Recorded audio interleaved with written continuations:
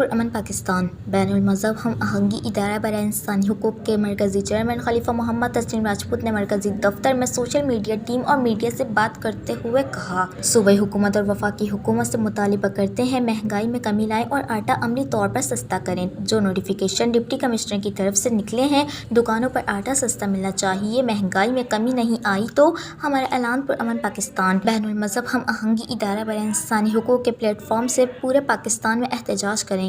महंगाई के खिलाफ। इस मौके पर उलमा मशाइख के मरकज़ी सदर पीर अब्दुल सईद सैफी साइन, लेडीज़ विंग की मरकज़ी सदर साइमा इरफान, मरकज़ी नायब सदर जावेद अली चांडियो, सूबाई मीडिया सेल के इंचार्ज हामिद खान, हैदराबाद डिवीज़न के मीडिया कोऑर्डिनेटर महबूब हुसैन बौजदार, अहमद शाह, साफ़ी राव, सईद कादरी, बशरत अली गौपांग समेत दीगर ज़िम्मेदारान मरकज़ी दफ्तर में मौजूद थे। पाक फ़ौज जिंदाबाद, पाकिस्तान जिंदाबाद, हमारा ऐलान पुरअमन पाकिस्तान।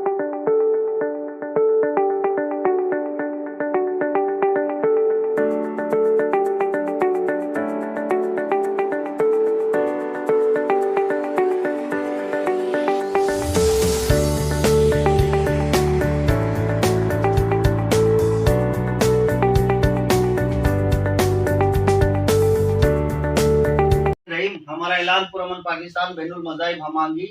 इदारा बराए इंसानी हकूक़ में मरकज़ी चेयरमैन खलीफा मोहम्मद तस्लीम राजपूत आज मीडिया के दोस्तों का और तमाम जिम्मेदारान का शुक्रिया अदा करता हूँ। और हम महंगाई के हवाले से जो आटे का रेट जो है आसमान से बातें कर रहा है, गरीब आवाम के लिए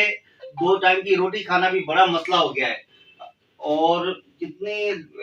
गरीब लोगों ने सदमे की वजह से अपनी अटैक से जो है ना मर चुके हैं। और इस आफत भरे मामलात के अंदर हम एक